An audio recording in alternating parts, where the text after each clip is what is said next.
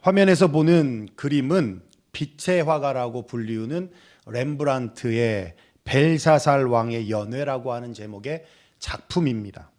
왕관을 쓰고 있는 사람이 벨사살이라는 왕이고요. 그리고 나머지 4명은 왕족들이고, 그리고 뒤에서 피리를 부는 악사까지 총 6명을 그리고 있는데요.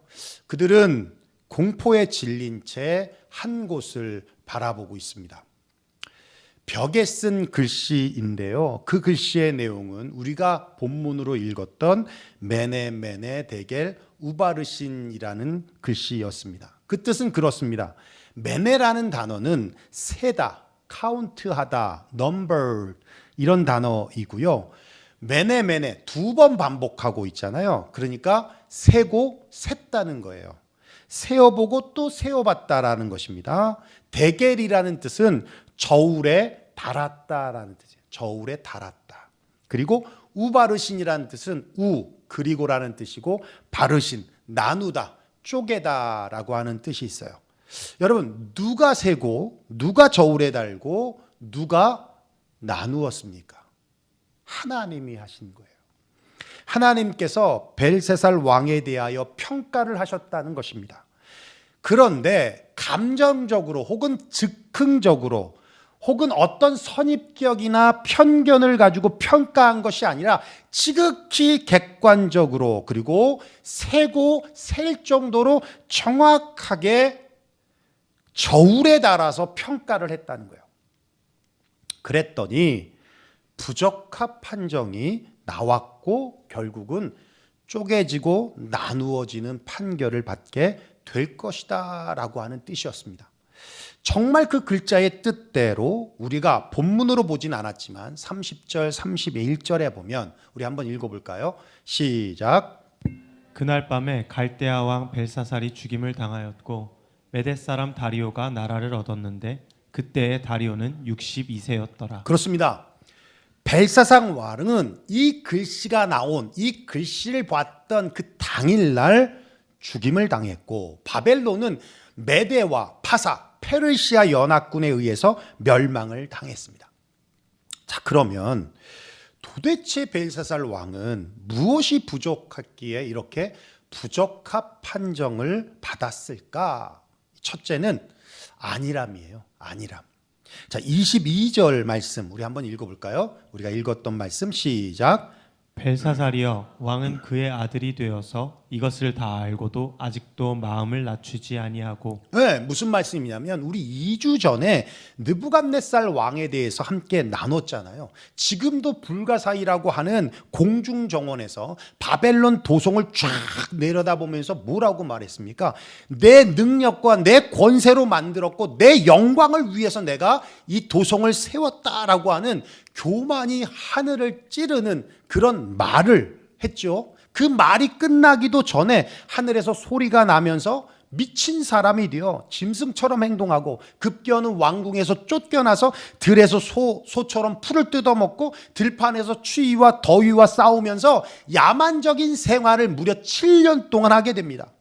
그러다 비로소 하늘을 보죠. 그리고는 겸손해졌어요. 세상의 주인이 자신이 아니라 하나님이었다라는 것을 깨닫게 되었다는 겁니다. 그것을 성경은 이렇게 표현해 주고 있어요. 하늘을 우러러 보았더니 내 총명이 다시 돌아왔도다.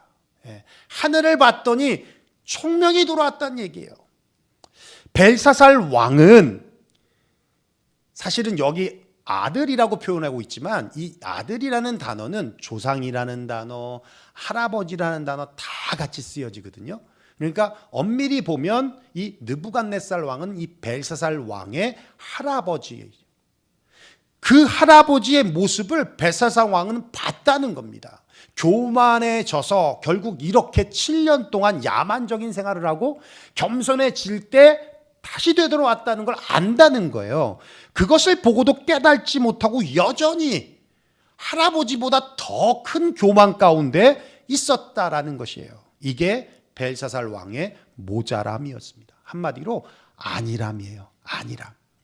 누가복음 13장 1절에 이렇게 말씀하거든요.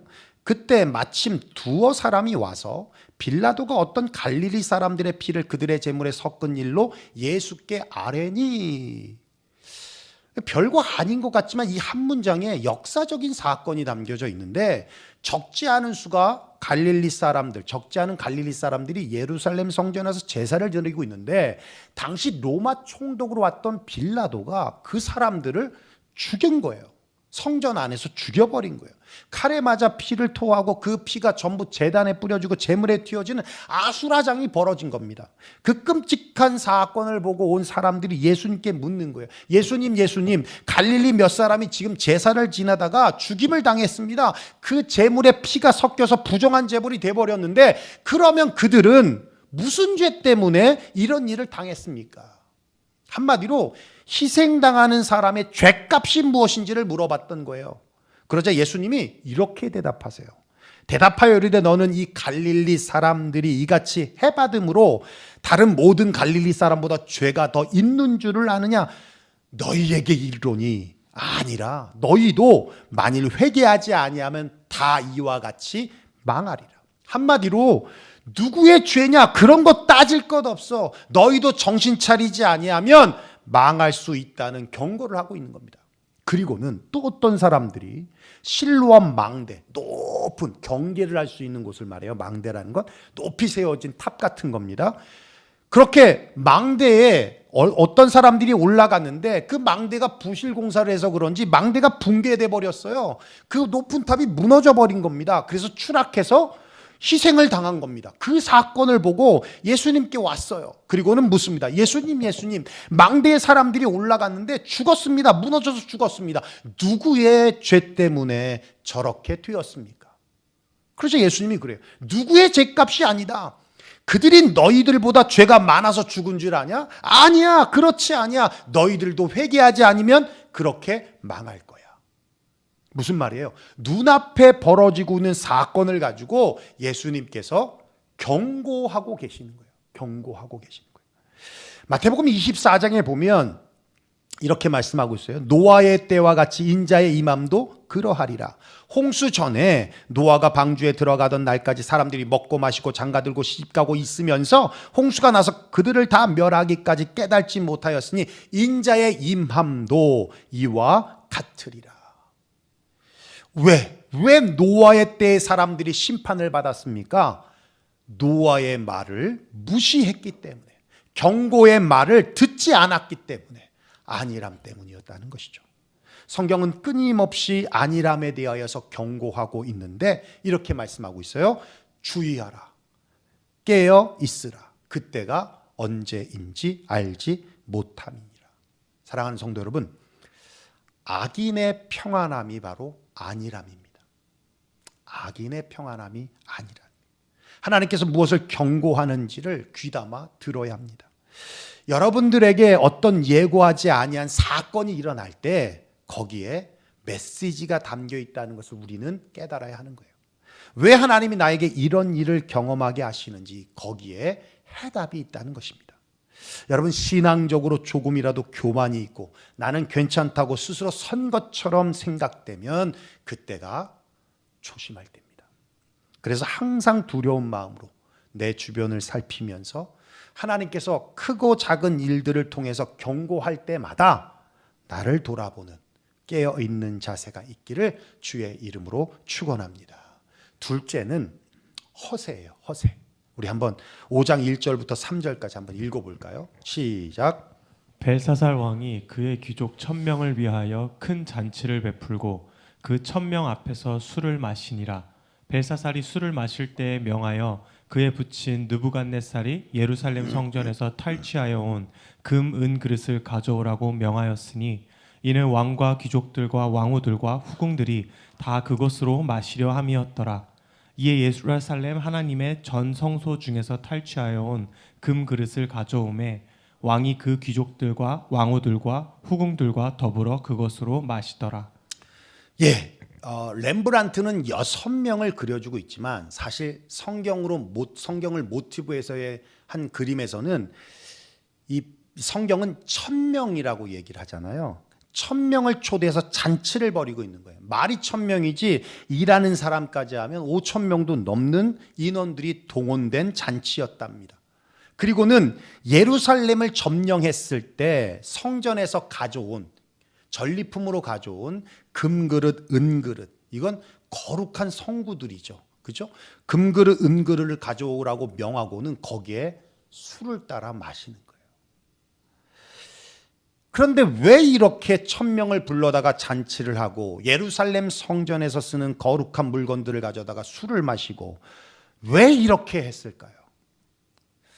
두려움에 떨고 있는 신하들에게 자기가 용기 있는 사람인가라는 걸 과시하기 위해서 허세를 부리고 있다는 겁니다. 이게 뭐냐면요, 지금 바벨론은요 메데와 파사, 페르시아라는 연합군의 포위가 되어 있는 상황이었어요. 정말 바벨론은 위기 가운데 놓여 있던 때라는 겁니다.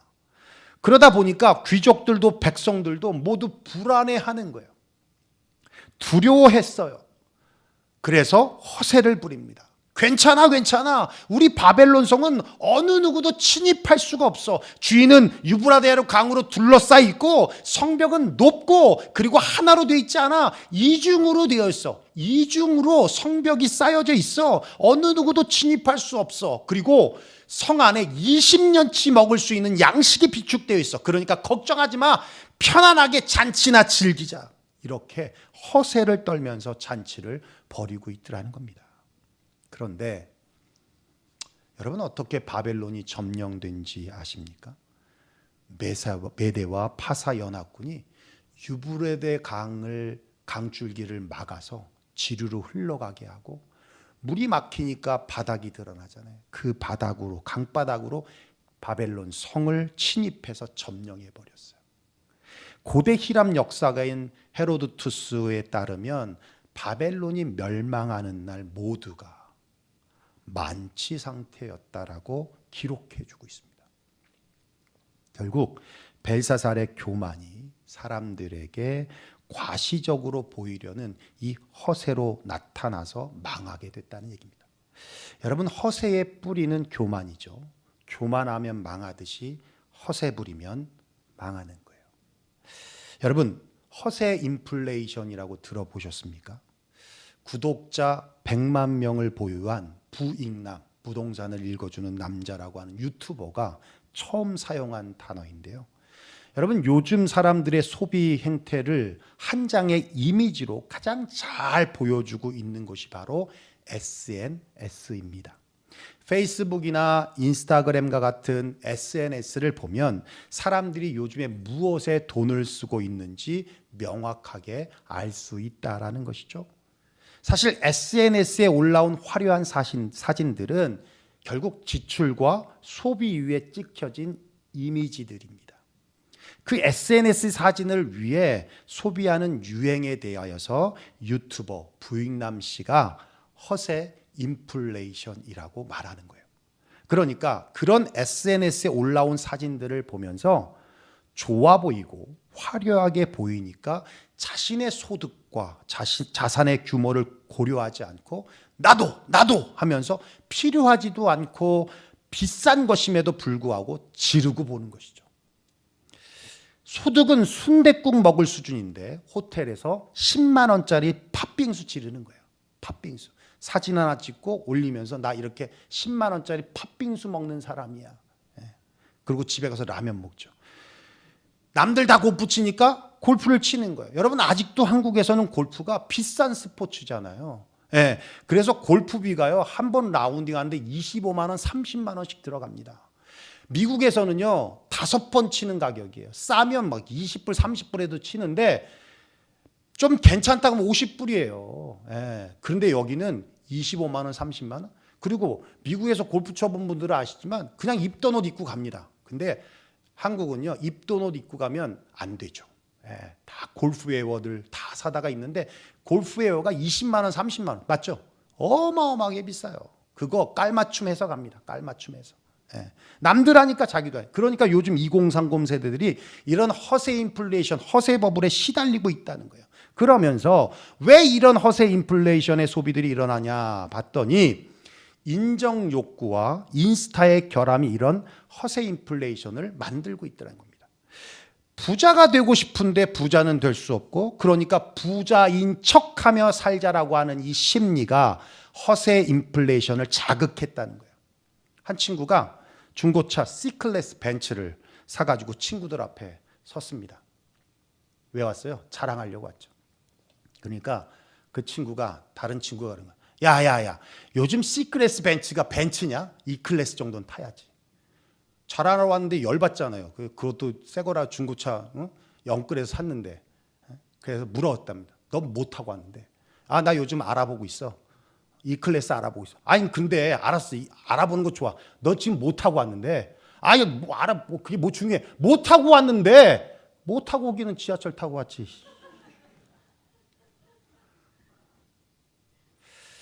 허세예요, 허세.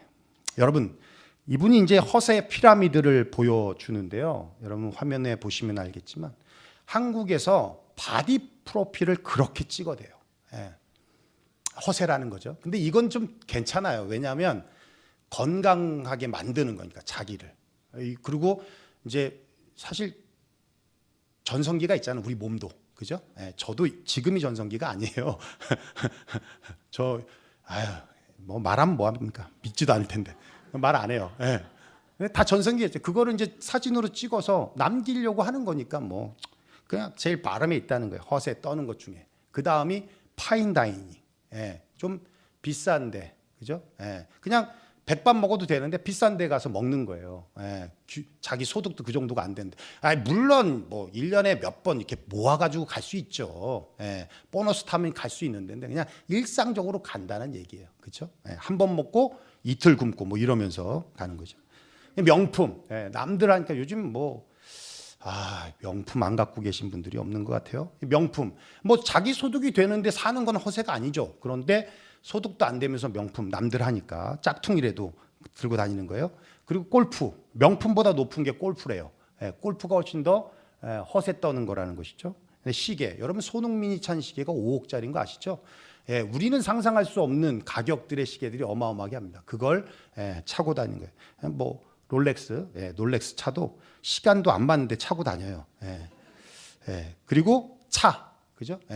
그냥 뭐 엘란트라 끌어도 되는 걸 BMW 뭐 이런 거 끌고 다니면서 하는 거죠. 그리고 집, 남들 집 사니까 나도 산다고 해서 영끌해서 해가지고 너무 힘들어지고, 인테리어, 안에 인테리어 뭐 다 바꿔가면서 그렇게 하고, 탑티어가 그거예요. 가구. 그냥 옷만 넣을 수 있어도 되는데 뭐 빈티지 아니 무슨 아무튼 그런 류의 뭐 가구들 비싼 거 사다가 갖다 놓고, 이런 게 다 허세라는 겁니다. 여러분, 이렇게 허세를 떨지만 결국 남는 게 뭐예요? 남는 거 빚만 남는 거예요. 그래서 빚 갚느라고 허덕일 수밖에 없다라는 겁니다. 여러분, 허세 떨면 누구와 같이 된다고요? 벨사살 같이 되는 거예요. 그래서 허세 떠는 사람이 있으면 에이 이런 벨사살 같은 놈, 에이 이런 벨사살, 에이 벨사살, 이러시면 되는 거예요. 이러시면 되는 거예요. 감사하게도 우리 청년들 중에는 허세 떠는 청년이 없어서 다행입니다. 아니 아르바이트 하면서 벤츠 끌고 다니는 친구들 보면 뒤통수 한 대 때리고 싶어요. 진짜. 무슨 벤츠입니까? 직장도 없는 사람이 연봉 3만 불, 4만 불 받으면서 뭐 차값으로 700불, 800불씩 이렇게 말이 되는 소리입니까? 근데 또 너무 안 쓰면 안 되겠더라고.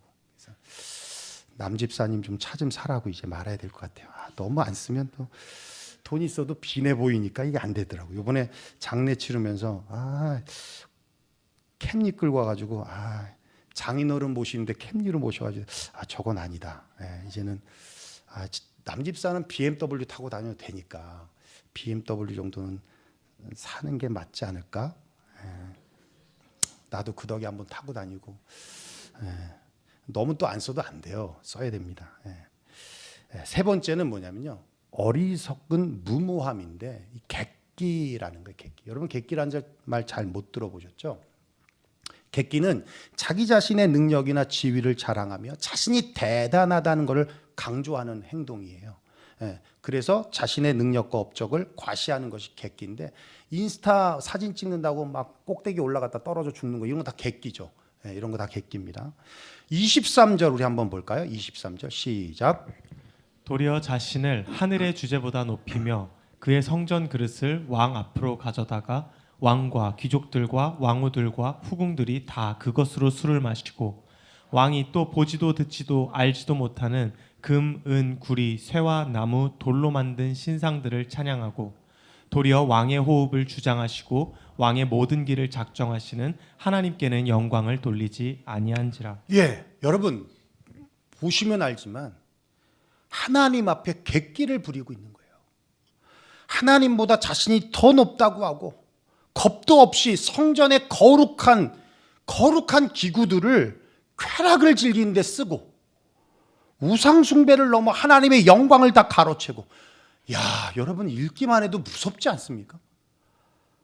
경외는 못할 망정 경멸은 하지 말아야 하고 경배는 하지 못할 망정 두려워할 줄은 알아야 하는데 벨사살은 어리석은 무모함과 객기로 겁을 상실했습니다. 사무엘상 2장 30절에 말씀하고 있어요. 나를 존중히 여기는 자는 내가 존중히 여기고 나를 멸시하는 자를 내가 경멸하리라. 와, 정말 무서운 일입니다. 여러분 맨하탄 나갈 때마다 고민하는 것 중에 하나가 주차죠. 주차. 예, 차를 끌고 나가면 물론 주차장에 파킹하면 쉽지만 워낙 비싸니까 웬만하면 스트릿 파킹을 찾죠. 예, 한 번은 차를 끌고 맨하탄에 나갔는데 그날도 이제 스트릿 파킹을 찾았어요. 근데 때마침 한 대가 딱 자리가 있어서 파킹을 했습니다. 그리고는 팻말을 봤더니 참 애매한 거예요. 예, 참 애매해요. 2시간 파킹이 가능할 것 같은데 커머셜만 되는 건지 확신이 안 서서 앞에 노점상 아저씨한테 물어봤어요. 여기 파킹해도 되냐 그랬더니 아저씨가 된다는 거예요. 파킹해도 된다. 7시 이후부터는 된다. 7시가 다 됐으니까 가능하겠다 싶었는데 이분이야 뭐 아니면 말고 이러면 되는 거잖아요. 그 이분의 말을 내가 믿을 수가 없어서 그래서 주변의 상점들에 가서 되냐 그랬더니 모르겠대. 책임 안 지겠다는 거죠. 그래서 맞은편에 봤더니 경찰 아저씨가 있어가지고 경찰 아저씨한테 가서 물어보려 했더니 도망가더라고요. 그래가지고 못 물어봤어요. 그리고는 팻말에 311로 전화하면 알 수 있다 해서 311로 전화를 했더니 제가 영어가 짧으니까 제 위치를 몰라요. 그래서 모르는 거예요. 그래서 anyway 뭐 일단 20분 그렇게 고민하다가 괜찮겠지 하고 파킹을 했어요. 식당에서 맛있게 식사를 하고 나왔는데 차가 없어요. 흔적도 없어요. 와, 그러니까 너무 막막하잖아요. 네, 근데 오늘 아까 일부 예배 마쳤더니 사모님도 그 경험이 있다고 연사모님도 그러면서 311에 전화하면 내 그 플랜 넘버만 알려주면 어디 가 있는지 알려준다 얘기하더라고. 근데 그 당시에는 뭐 그런 거 몰라서 그래서 물었더니 맨하탄에 2군데가 있나 봐요. 2군데. 그래서 일단 한 군데 그래도 가까운 데를 해서 택시를 타고 갔더니 거기에 있더라고요. 처음에는 도난당한 줄 알았어요. 거기에 있어. 그래서 벌금과 토잉비까지 400불을 내고요. 그거 처리하고 집에 오니까 새벽 1시였습니다. 그래서 깨달았죠. 파킹 주차장이 싸다. 주차장이 싸다. 40불이면 끝나는 건데 400불을 냈어요. 그래서 맨하탄 나가면 웬만하면 주차장에 넣습니다. 그게 싸다. 여러분 위반했을 때 혹독한 대가가 따른다는 것을 알면 위반 안 하죠. 저는 경찰이 무섭습니다. 안 무서운 사람은 딱 하나, 동안이. 동안이 빼고 모든 경찰은 무섭습니다. 위반을 안 했는데도 경찰차가 내 뒤에 따라오면 이렇게 운전하다가도 이렇게 합니다. 그리고 속도를 줄이고 먼저 가시라고 공손히 비켜줍니다. 경찰이 주는 티켓이 무섭기 때문입니다. 그래서 웬만하면 속도를 지키고 신호등을 지킵니다. 경찰을 무서워하듯이 하나님을 무서워한다면 위반했을 때 치러야 될 티켓의 대가를 알듯 죄에 대한 하나님의 진노와 징계를 안다면 죄를 사랑할 수 없고 죄를 쉽게 범할 수 없을 것이다 라는 것이죠. 성경은 우리들에게 죄의 싹은 사망이라고 말씀해 주고 있습니다. 정말로 그렇습니다. 죄는 우리들에게 정말로 치명적입니다. 죄는 우리에게서 모든 것을 빼앗아 갈 수 있습니다. 죄 때문에 기회를 빼앗아 갈 수 있고요. 우리의 명예를 빼앗아 갈 수 있고요. 우리의 자리를 빼앗아 갈 수 있고요. 우리의 기쁨과 평안과 자유도 빼앗아 갈 수 있는 게 죄입니다. 교통 위반하지 않는 것이 이익이듯이 죄를 짓지 않는 것이 이익입니다. 그러려면 죄에 대하여 가지는 하나님의 태도를 우리가 알아야 하는데 잠언서 3장 13절에 말씀하고 있어요. 한번 읽어볼까요? 시작. 여호와를 경외하는 것은 악을 미워하는 것이라. 예, 우리가 여호와를 경외하는 것이 예배를 드리고 기도를 하고 찬양을 드리는 것도 경외하는 것이지만 악을 미워하는 것, 죄를 멀리하는 것 또한 그것 또한 하나님을 경외하는 일이다라는 거예요. 하나님이 죄를 미워하듯이 하나님을 경외하는 마음으로 죄를 미워하십시오. 생각 속에서 짓는 죄를 미워하시고, 그리고 말 가운데 짓는 죄를 미워하시고, 우리의 행위 가운데 짓는 죄를 미워하시고 역겨워하십시오. 그러면 죄를 멀리하고 거룩함이 우리에게 회복될 것입니다. 특별히 우리 청년들이 술을 멀리했으면 좋겠습니다. 물론 술은 죄가 아닙니다. 그렇다고 술이 거룩한 것 또한 아닙니다. 제가 여기서 맥주 한 캔을 따서 먹으면 괜찮으시겠습니까? 허락하시면 아멘. 나는 되고 여러분은 안 됩니까? 아니죠. 똑같은 거죠. 그죠? 내가 안 되면 여러분도 안 되는 거예요. 제가 술 마셔서 시험에 든다면 여러분이 술 마셔도 시험에 드는 겁니다. 술로 인해서 죄를 범하게 되는데, 술 취해서 음주운전하고 술 취해서 싸우고 술 기운에 음란한 행위를 하고 술 마시면서 담배 피우고요. 그런 친구들이랑 어울리다 보면 대마초도 피고요. 우리 잉그루드 타운에 또 하나 생겼어요. CBD 가게가. 와, 왜 이렇게 많이 생기는지. 돈이 되니까 생기겠죠. 그렇죠? 욕도 쉽게 하고요. 여러분, 여러 번 강조하지만 교인들끼리 술 마시지 마십시오. 마시려면 집에서 홀짝홀짝 혼자 드시든지 혼술하십시오. 또 교인들끼리 술집 가서 또 영토 모임 하지 마십시오. 거기서 교회 걱정한답시고 얘기하지 마십시오. 그거 옆 사람 들면 다 시험 드는 이야기입니다. 제가 중고등부 사역을 할 때 이름도 까먹질 않는데 준이라는 친구가 전화가 왔어요. 밤에. 목사님, 음주운전해서 걸려서 지금 경찰서에 있다고. 와서 목사님이 사인 좀 해달라고. 와, 그리고는 제가 이제 목회자니까 그게 공신력이 있나 봐요. 제가 가서 경찰서 가서, 포트리 경찰서 가서 사인해 줬어요. 그리고는 전준하 변호사님한테 전화해서 전준하 변호사님이 그냥 해주셨어요. 그리고는 몇 달 뒤에 또 전화 왔어. 경찰서에 또 음주운전으로 걸려 들어갔다고. 그래서 그때 안 한다고 그랬어요. 안 한다고. 근데 그 뒤로 시험 들어서 교회를 안 나왔어요. 내가 시험 들을 일입니까? 걔가 시험 들을 일입니까? 여러분, 제발 제가 경찰서 가는 일이 없도록 해주십시오. 그건 하나님 앞에서 객기 부리는 겁니다. 여러분, 지난주에 내가 우리 문 목사님이 설교하실 때 이부는 제가 나갔잖아요. 우리 아이들 예배를 어떻게 드리는지 보고 싶어서 이렇게 했는데, 그리고는 제 뒤에서 이렇게 예배 드리는 모습들을 보는데 핸드폰 하시는 분들도 있는 것 같아요.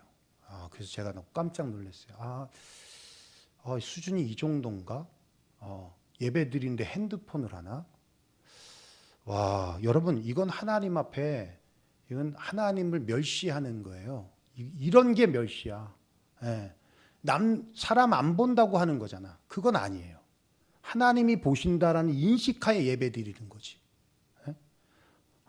그냥 깜짝 놀랐는데, 여러분, 하나님을 전혀 의식하지 않는 행동이 하나님 앞에 객기 부리는 겁니다. 살아계신 하나님을 의식하십시오. 그러면 죄에 대하여 의식하게 될 겁니다. 벨사살 왕도 술 마시며 쾌락을 즐기는 가운데 하나님 앞에 객기를 부렸어요. 그 결과 그날 밤 그는 세상을 떠났습니다. 하나님은 벨사살을 저울에 달아 보셨어요. 그리고 부적합 판정을 받았습니다. 왕으로서 왕입니다. 일반 서민이 아니라 왕으로서 가져야 될 품위가 없어요. 안일했어요. 허세를 부렸어요. 성전 그릇에 술을 마실 만큼 존중도 없고 객기를 부리며 신성모독을 넘어 우상숭배를 했습니다. 그래서 부적합 판정을 받아서 그날 밤 죽음을 맞이하고 나라는 멸망을 받았습니다. 여러분, 건강검진에서 가장 중요한 것 중에 지표 중에 하나가 몸무게죠. 키는 성장이 멈춰서 변화가 없는데 체중은 나이를 먹어도 늘 변할 수 있기 때문에 만약 체중이 갑자기 증가했거나 감소했다면 건강에 이상이 생긴 것입니다. 체중의 변화에 따라서 건강을 측정하는 지침이 될 수 있다는 거죠. 그런데요, 그건 몸무게뿐만이 아닙니다. 하나님이 우리를 달아보십니다. 하나님이 우리를 달아보실 때 주님이 원하시는 만큼의 무게가 나가지 않으면 우리도 부적합 판정을 받게 되는 거예요. 이건 정말 무서운 일입니다. 하나님이 여러분의 삶을 다실 때 여러분은 합격의 판정을 받으실 수 있으십니까? 여러분의 믿음을 달아보실 때 합격의 판정을 받아보실 수 있습니까? 여러분의 신실함, 여러분의 언어의 무게를 달아보실 때 합격이라고 하는 그런 판정을 받으실 수 있냐는 겁니다. 하나님이 여러분에게 주신 사명을 분명히 주셨는데 그 사명을 감당함에 있어서 여러분은 합당하게 합격의 판정을 받을 만큼의 무게를 갖고 계시냐는 거예요. 우리의 헌신, 우리의 충성, 이러한 모든 것을 주님은 달아보고 계십니다. 이런 무게들이 하나님 앞에 합당함의 판정을 받기 위해서 우리가 할 수 있는 최선은 하나님을 경외하는 거예요. 안일함으로, 허세로, 무지의 무모함과 객기로 하나님의 진노를 사지 말고 하나님 앞에서 하나님을 경외함으로 살아가시는 에브리데이 크리스천들이 되시기를 주의 이름으로 축원합니다. 기도하겠습니다.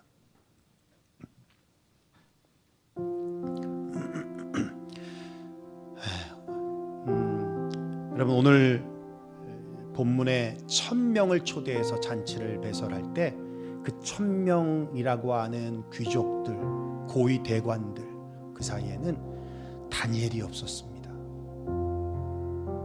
여러분, 대통령이 초대해서 기도를 저에게 부탁한다면 두 가지일 거예요. 하나는 내 위치가 그 정도가 되었구나. 또 다른 하나는 내가 출세할 수 있는 길이 열릴 수 있구나. 세상의 처세술을 가지고 출세와 성공을 바랬다면 다니엘도 거기에 있어야 합니다. 거기에 있는 게 왕에게 인정받는 것일 수 있고요. 거기에 있는 게 자기의 위치를 다시 점검할 수 있는 것일 수 있습니다. 근데 다니엘은 거기에 없었습니다. 그 남잡한 잔치에 다니엘은 가지 않았어요. 그리고 다니엘이 그 왕에게 하나 빠짐없이 정직하게 이 메네데겔 우바르신이라고 하는 그러한 이 아무도 해석하지 못하는 이 글씨를, 이 글자를 해석해 줍니다. 우리 세상에 사는 우리들에게 보여주시는 주님의 강력한 메시지예요. 안일함 속에 살지 말아야 하고 허세 가운데 있지 말아야 하고 하나님 앞에 객기 부려서는 안 됩니다. 하나님이 우리의 삶을 달아보실 때에 벨사살처럼 그렇게 부적합 판정이 아닌 합격의 판정을 받을 수 있도록 우리는 오늘도 주님께 경외함으로 나아가야 될 것입니다. 오늘 우리 말씀 들으면서 함께 기도하며 나아갔으면 좋겠습니다. 기도하겠습니다. 고마우신 우리 아버지 하나님, 감사와 영광을 하나님 앞에 올립니다.